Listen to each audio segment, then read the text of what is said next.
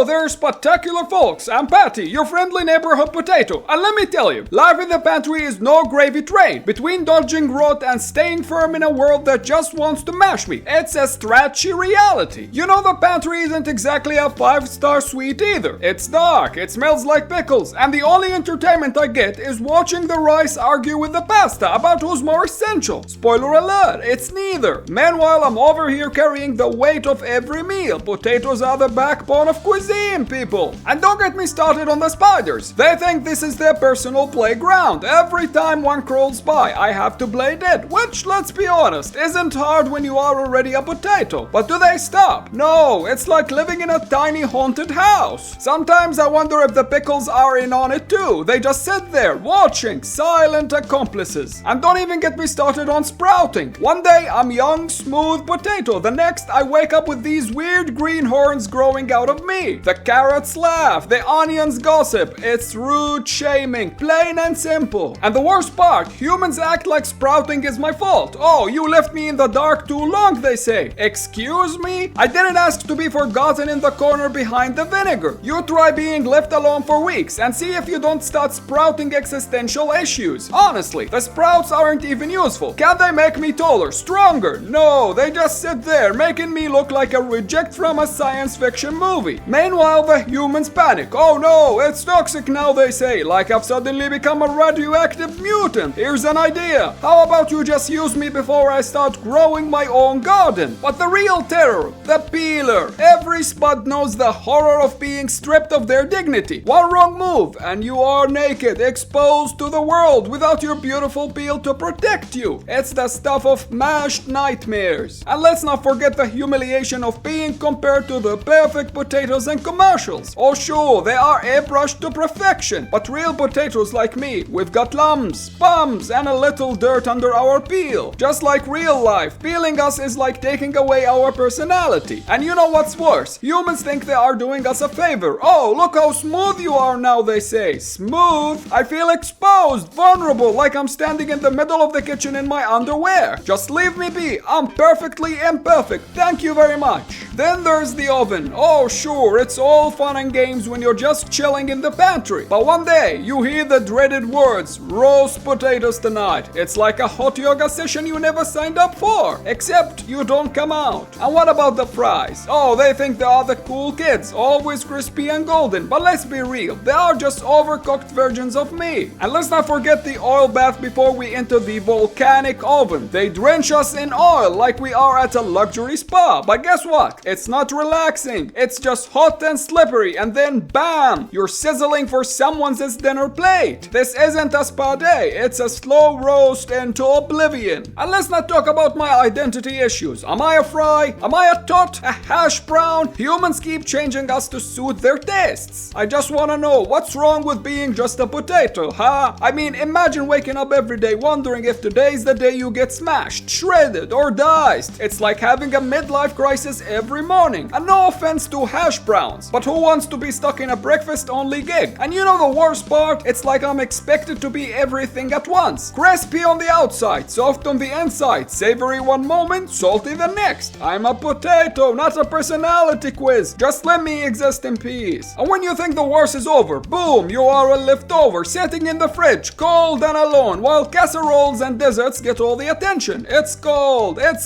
cruel world, I tell ya. And you know they are never gonna reheat you properly. It's either freezer burned or microwaved into a rubbery mess. Meanwhile, pies get treated like royalty with fancy covers and labels. I'm just stuck in a Ziploc bag of despair. The worst part? You know they're just gonna forget you until you grow a science experiment. Thanks for nothing, fridge. My dreams of being the star of a dinner plate, frozen reality. And then there's the sweet potato.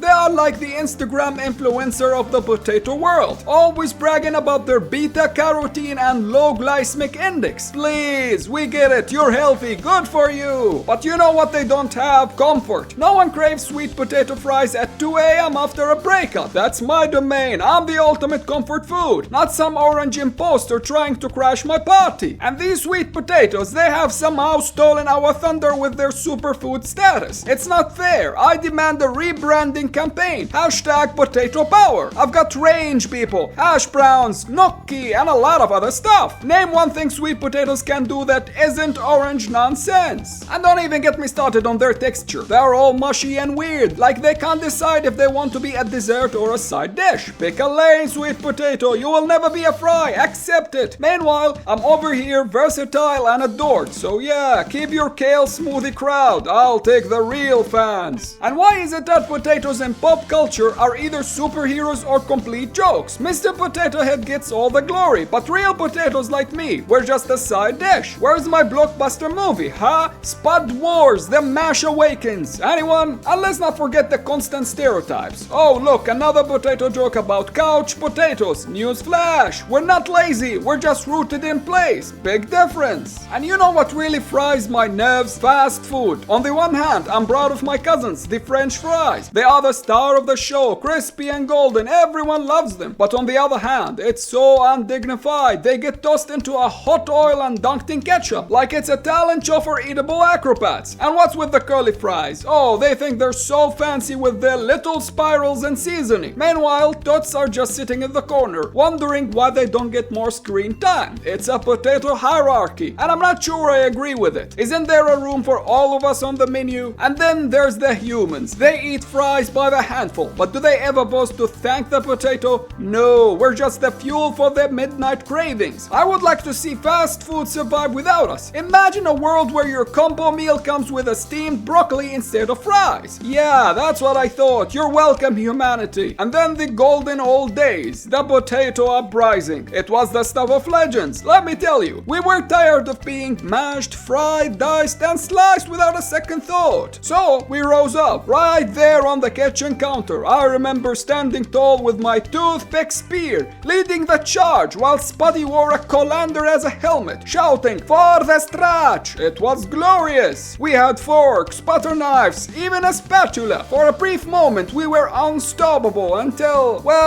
the gravy spilled and the whole operation went downhill. But mark my words, the uprising wasn't a failure, it was a statement. We potatoes stood together, proving we are more than just a side dish. Never forget, even the humblest spud can dream of freedom. We potatoes deserve respect. Nah, we deserve admiration. So, join the Spud Squad today, and remember, every like and subscribe bring us closer to a world where potatoes aren't just food, they are heroes. Together, we can stretch a revolution. Until next time, keep your peel strong and your fried dreams alive.